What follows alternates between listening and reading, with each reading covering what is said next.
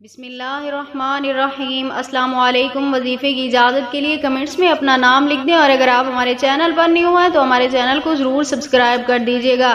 حضرت علی رضی اللہ تعالیٰ عنہ کے پاس ایک عورت آئی اور کہنے لگی کہ میرے ساتھ میرا شوہر لڑتا ہے، جھگڑتا ہے، مجھے ہر وقت تکلیف دیتا ہے، اذیت پہنچاتا ہے، مجھے کوئی ایسا وظیفہ بتائیے، کوئی ایسا عمل بتائیے کہ میرے شوہر کے دل میں میرے لیے نرمی اور محبت پیدا ہو جائے۔ تو حضرت علی رضی اللہ تعالیٰ عنہ نے اس عورت کو فرمایا کہ اے عورت، جب بھی تو اپنے شوہر کو کھانے کی کوئی چیز پیش کرے، یعنی جب بھی اسے کھانا دینے لگے، اس وقت تم 3 مرتبہ یا حکیم یا ودود یا معز یا ودود یہ پڑھ کر کھانے کے اوپر دم کر کے اپنے شوہر کو کھانا کھلا دیا کر۔